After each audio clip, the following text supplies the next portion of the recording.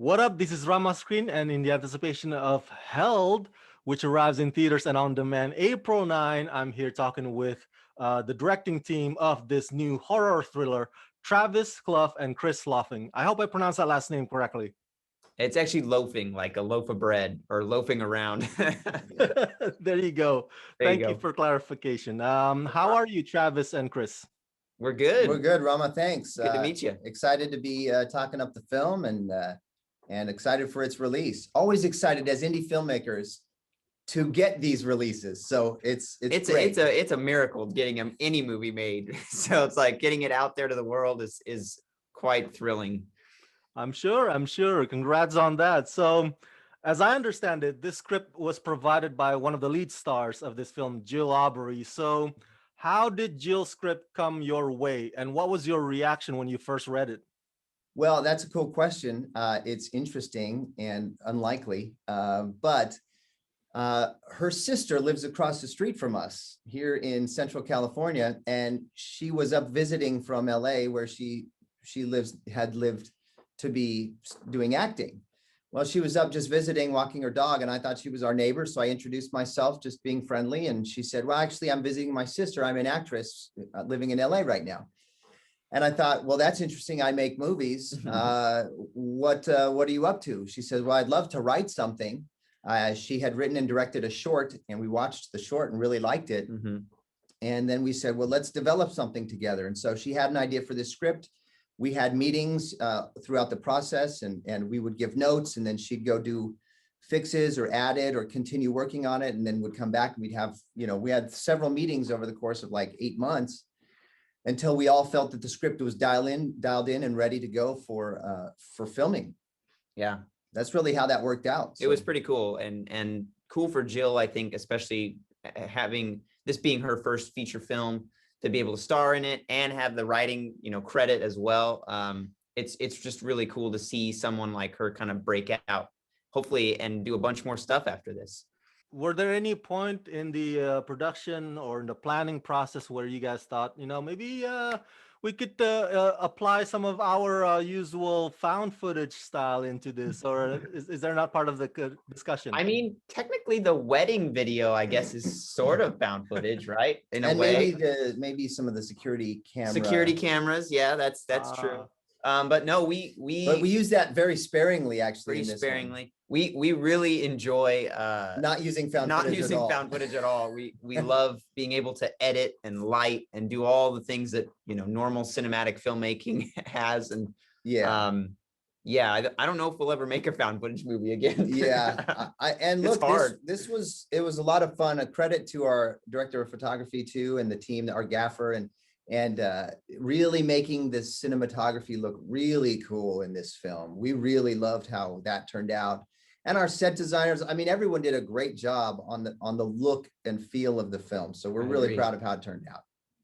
Smart houses are fascinating to me. I don't know if I would ever own one or live in one, because it feels so invasive. But talk to me about the logistics and of this element. And what were some of the features that you guys also added in or put in place to make that smart house be some sort of a supporting character? No, that's a great question. I mean, I think for budgetary reasons as well, we tried to go as minimalist as we could, but also feeling like the tech was very integrated into the home. And truth be told, there's a lot of apps and things out there now, like in today's current world, that do very similar things that are pretty minimalist. Like they don't stand out, they kind of hide within the walls or with a single screen. So we tried to kind of stick to things that were as real as possible. And we actually did get a great connection with a company that creates home security interfaces and stuff. It's called Action Tiles. They loaned us the permission to use their interface in the film. Oh yeah, they're great. They're great. That was nice for visual effects purposes, because we didn't have to create as many fake screens when they're touching the security pad and stuff. So we just tried to keep it as, definitely wanted to be a character and a threat, but not like super in your face or something that would require a lot of CG, if that makes sense. Yeah. Thank you for sharing that. Equally fascinating is your working partnership, your directing duo. This is my first time interviewing with you guys. So Talk to me how this works on the set. One of you guys handles some of the scenes, and then the other handles the rest. And what do you It guys just, do when you have disagreements? I think We go into the other room. we punch each other in the face. No. No, look, sometimes we do, but I think everyone on set knows, like, no, they need to get through it, because it's usually about like what's going to be best for the film. Like when we do have a disagreement or whatever. Any other small ones are usually just miscommunications, and we end up apologizing to each other or to the crew or to the whoever. But This one was actually pretty good, though. I feel like because Yeah. it was Jill's script as well, like and because we had been in through the whole development process on it, It we wasn't- were all aware of. it wasn't, not to say it wasn't our baby, but it really was more Jill's than ours. We were just lucky enough to be along for the ride, I'd say. So it was cool. It worked out really well. But typically I'll talk to the actors a bit more and kind of explain to them the logistics of, hey, here's where we're coming from, here's where we're going. Remember what we just did here and there. And then Travis is kind of like observing the whole thing. He'll see it, block it and watch, and then kind of come in and start saying, okay, we could do this differently, do this.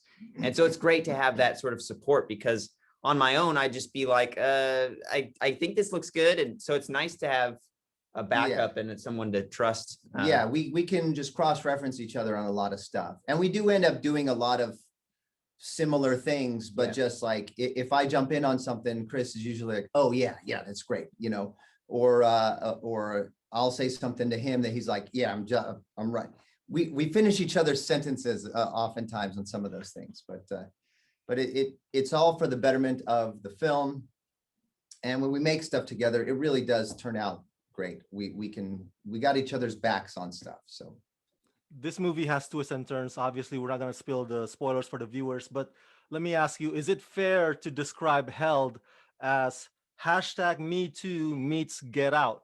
I think that's very, very close to very accurate. Yeah, that's how it's been being described by a lot of the critics. And the Fright Fest guys, the guys that run the Fright Fest Film Festival said Parasite and Get Out meets the Stepford Wives, I think is how they described it. Yeah, which is cool. I mean, it's amazing to be compared, even in part to any of those films, because they're all masterpieces. So, but we're proud of it, and we do think the twists and turns in the film will surprise people and hopefully thrill them as well. Yeah, people will be surprised and enjoy this. Yeah.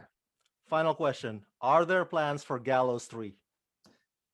The final curtain call, I guess. There haven't been. There have not been. But if there was going to be, it would be some like ridiculous, like straight up slasher where he's just like whipping the noose around, and it would be like crazy stuff happening. It would be like, it'd be perfect for Shudder, probably. Yeah, it would be like we Shudder just don't care anymore. We're not holding back at all. Yeah, the noose is loose. The last curtain call, the noose is loose, I guess. All right, for my fans at home, everybody go check out Held, arriving in theaters and on demand April 9. Travis and Chris, thank you for talking to me, and congratulations. Thanks, Thank you. Rama. Appreciate it, man.